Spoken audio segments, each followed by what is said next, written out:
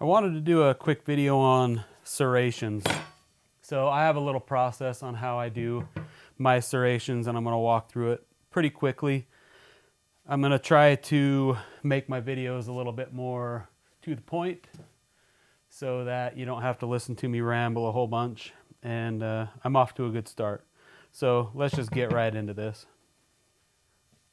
So for my process, you need a few things. So I use some layout fluid, and I also use some dividers to lay out some lines, and then I also use a pair of calipers. It's okay, machinists, I promise. It'll be just fine. And then this is the size of small wheel that I use to do my serrations. You can go smaller or larger, it just really depends on how big you want your serrations. Mine are pretty big, but they still cut really well. So this one is a 1/2 inch wheel, slightly under 1/2 inch, but like I said, you know, however big you want to make them. After you do your first one, you'll be able to kind of gauge what you're getting from the size wheel you're using. The other thing you need is a work rest, a tilting work rest. And if you don't have that, I'm sure you can use a jig, like a bevel grinding jig. I personally can't stand bevel grinding jigs for anything. I mean, for bevels, I like to be able to, you know, move my blade when I'm grinding it. I like to be able to adjust, and it's kind of the same thing for grinding serrations, because when I get to this area that curves, I want to be able to turn my blade so it's perpendicular to the wheel that I'm using. Okay, so let me get this sprayed and I'll mark this out really quick. Okay, I've got this sprayed with my red Dicam. You can use whatever color you want, but I use red because I can see better on the red. So the first mark I'm going to make is 1/8 of an inch from the edge. So I need to set my dividers to 1/8 or close to 1/8. You don't necessarily need to go all the way to your line, but the line is a really good indication of where your scallops need to stop, so you don't go too deep. So how deep you make this line is really going to depend on how big the wheel is that you're using, how big you want your scallops, because this is what's going to happen. So as you're grinding your scallops, you're going to be doing this basically. So the deeper you go, the more pronounced that scallop is going to be. So if you go too deep, you're going to be a full half circle like this, and this is what you don't want, because these peaks are just going to grab. They're going to grab and they're going to tear. So when you do your scallops, you want something more like this, something small that when you're cutting through the bread, this is going to just slide over the top of it and cut more aggressively than just a flat edge. So like I said, after you do this one time, you'll figure out what your depth needs to be. And I mean, by one time, you're going to figure out by the first grind. So you're not going to have to ruin a blade just to get this figured out. That very first one, you'll know how deep you need to go. So once you do find out how deep you need to go and how wide you're going, you want to take your calipers and you want to measure the distance from peak to peak, and then basically take that down just a hair, so that when you cut this next scallop, you're cutting all the way into this peak, so that you get a nice sharp edge right there. If you just meet at the peak, you're probably going to have a dull peak. I don't know if that makes sense. Like here's the back side. You're your scallop is basically going to look like this. This is going to be the angled edge that you're cutting. And if you go right to the peak when you do your next one, like that, this is going to be dull. So you actually want to overlap so that you're cutting into those. I hope that makes sense. But you just go slightly smaller so that you're getting a nice sharp peak when you grind these. So I know that I need to be a little over 1/4 inch, about 0.3 is what my guys end up being, like this. So I set that at 0.3. And if you want your first scallop to start right at the end and then go like that, or right at the heel, just start, you want to start halfway through the distance of your calipers. So that way, when you start grinding at the peak, you have, or sorry, when you start grinding at your line, your serration goes from the edge over this way. That'll make sense in a minute. But I typically don't do that. I'm going to flip this over. This is a little more comfortable for me. So I'm going to start a full width over. That way I've actually got a little flat here, and then I'll usually end up with a little flat down here. So my first mark is going to be about there, like that. And then you just match up that mark, and then cut those, make that mark. And this is basically all you're doing all the way down. You're just matching those up and making the next mark at the width. You can use this end too if you want. It doesn't much matter. But let me do this. I got a weird shadow on here, so it's kind of hard to see.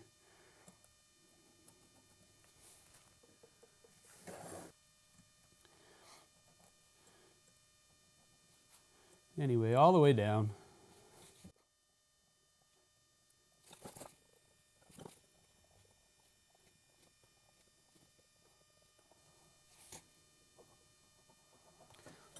Okay, so just like that. And then when you get to the tip here, it's going to be the same thing. You're going to end your serrations just a little bit before the tip, so you'll have a flat right there. Okay, so now that this is marked up, we're going to head over to the grinder. So here's our setup. So when you're grinding these serrations, you're going to heat the steel up quick. So I start with a 120 to do the majority of the scallop or the serration. And then I'll put on like a 220, 400, whatever, to clean it up. That way you have a little bit more polished edge, and it cuts just a little bit better. You could leave it at 120 and you'd be perfectly fine. So the first thing we need to do is flip this horizontal. And here's the other thing. If you don't have this horizontal option, this may be a little more difficult. You might have to figure out a different way to do it. But for me, my process is this. Okay, from here, you want to put in your work rest and make all the necessary adjustments. So this work rest is fine. It works just fine. But you have a little more support when you have a work rest like this. I guess this is a beveling work rest, something like that. But it's nice to be able to get, I'll show you in a second. So with this work rest, it's nice to be able to get around so that as you're doing this, you can kind of hold this in like a pretty stable position. And as you can tell, I actually flipped. If you have the broad beck one, tilting table rest, I actually flipped it upside down so that I could get a better angle. With it flipped right side up, your angle kind of puts you clear up here. So to lower it a little bit, you have to flip it upside down. And next step is setting your angle. So you'll want one of these nice, handy little digital angle gauges. And you'll put it on your small wheel. reset to 0. And then you'll take it from here and pop it on here. And then, so what you're after is about 45 degrees to 60 degrees, or 45 degrees to 30 degrees, however you want to read that. So how about we do 35 degrees? Set this guy at 35 and snug it down. So basically it's kind of up to you, the angle that you want. The steeper the angle, the sharper the edge is going to be, more refined. I mean, not necessarily sharper, but just going to cut a little better. It's like a hunting knife versus a kitchen knife, you know. So anyway, I've got this set at 35, and from this point we're kind of all set up. Now we just have to start cutting the serrations. All right, so I think I got a pretty good angle here. Got my I have these little sewing lights that are absolutely amazing for grinding, just on a little gooseneck. And you just kind of set up your light wherever you need it. Then we're gonna kick on our belt. We want to slow it down a little bit. And then basically all we're gonna do is, you can either hold this down on the bevel or on the flat. It really doesn't make that much difference. Anyway, just take it slow. Just keep your line right here. Try to, keep it perpendicular. Don't turn it like this or like that. And then basically all you do is just slowly run it up into there. Remember, like I said, you're gonna heat this steel up really quick. So just, I just do a little cut at first, and then move to the next one.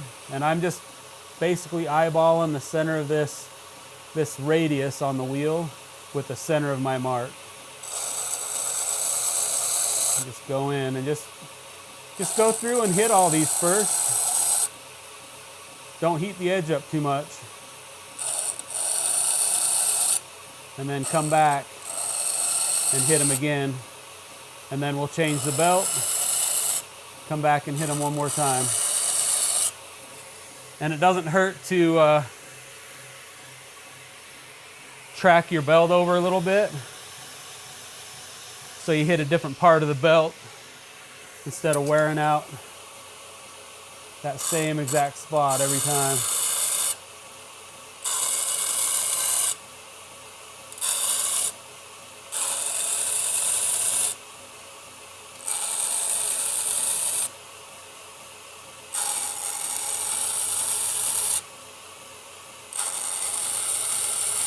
Track my belt a little bit again. Go the other way this time.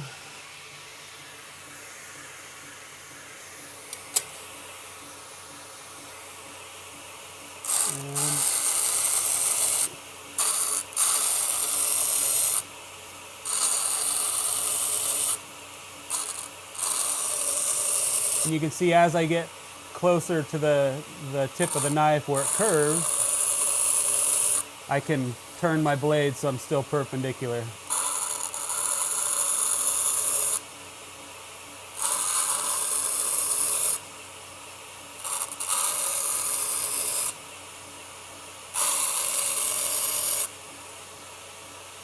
And you're gonna have to hold this a little bit different when you get toward the edge, or when you get towards the tip.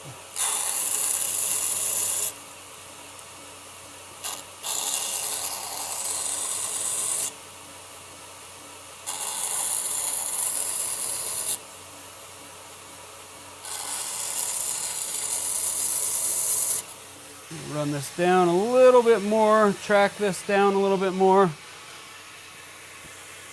And then I'm just going to start back at this end.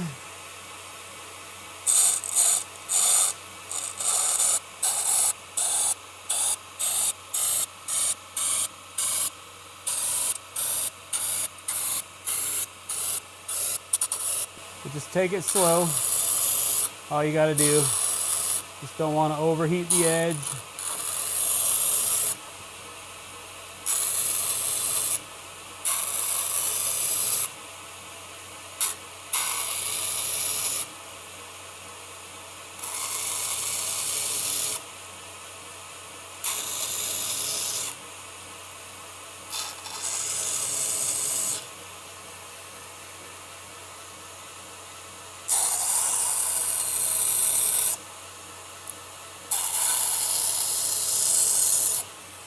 And we're getting there slowly but surely.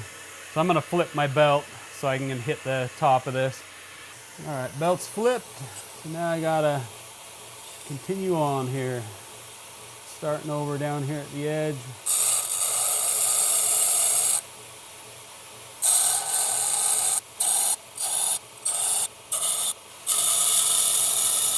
And then as you're going, as you're doing this, if you see, as you get the serration deeper, if you see that it's off center, just, you know, push left or right to adjust it so it's back to center.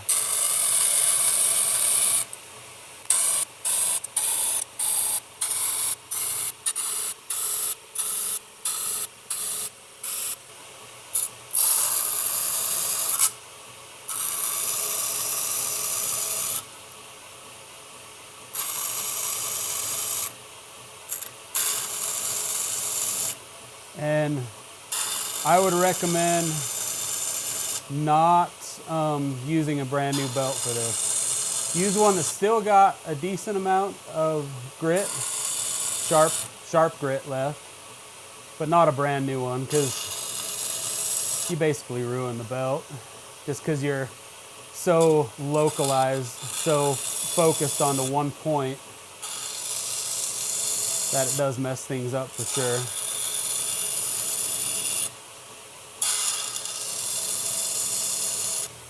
I'm going to take a little bit of the height off of this back piece. More like that. And then the front piece doesn't matter too much, but we'll take a little bit of height off that as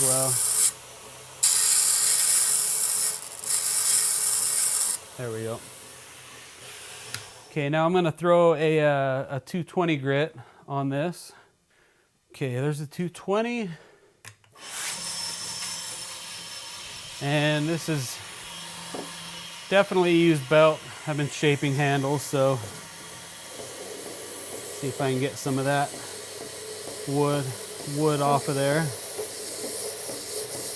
Clean that up just a hair. And then we're just gonna go back through and just touch this up, really. It doesn't take too much at the 220.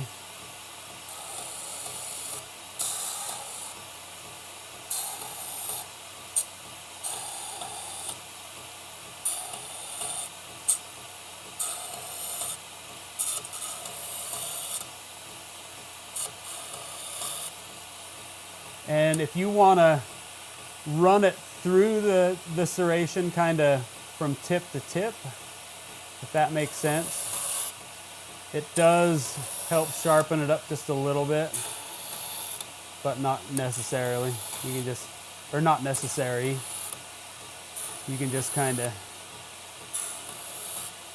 hit the inside of it just like you did with the 120 grit.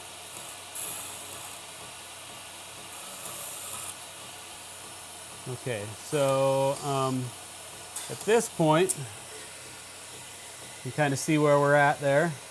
Looking pretty good. And these aren't going to be perfect.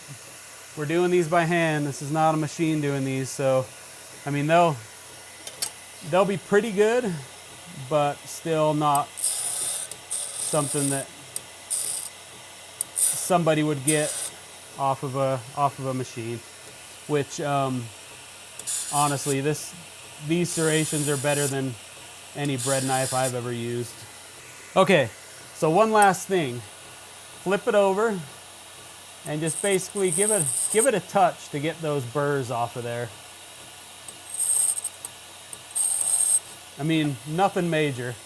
All we're doing is, I mean, you can see all the burrs still attached to this. we're just going through and we're lightly tapping that just to get those burrs off of there for a couple reasons. You need the burrs gone to have a sharp edge. And the second reason is I sure don't want someone using this and having chunks of steel left in their bread. So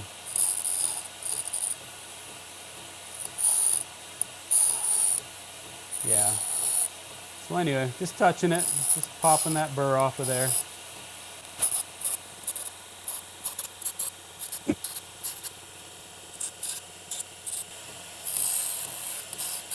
Okay, and that's it. Let's head back over to the bench and we'll look at this guy. All right, here we are. So one thing, don't do your final hand sanding before you do this, because you're just gonna have to go do it again. But anyway, it was quick. The good thing about this is now you don't have to go sharpen it, so that's one step out of this blade. So if we get a nice close look here, you can kind of see that's what it looks like when you do 35 degrees. 45 degrees is obviously going to be a more shallow bevel. 30 degrees is going to be more. But as you can see, they're all pretty consistent. There's one or two that are, slightly off, but it's kind of the nature of the beast. I mean, there are some makers out there that you would think they're machines because they make their stuff so perfectly, but as you can see, it's pretty good. It's pretty good. Anyway, so I mean, basically this part of the knife is done. I just have to hand sand it, put a handle on it. It's good to go. But hopefully that helps somebody. I mean, even if you've never started and you want to do it a different way, hopefully this helps you figure out the way that you want to make it better. For me, this works pretty good, and I'm sure over time I'm going to develop a better technique for myself. But I mean, for now, it's how I do it, and it works really well. These exact dimensions I've tested on a loaf of sourdough, hard on the outside, soft on the inside, and I mean it cuts like butter. So it works for me. And again, you're gonna find something different, I'm sure, but I really hope this helps you understand that serrations really are not that difficult. So if you want to do one, just do it. You'll find that it's pretty easy. Anyways, as always, I really appreciate you stopping by and supporting the channel and watching this video. I really hope that this helped you in one way, shape, or form. And we'll see you in the next video.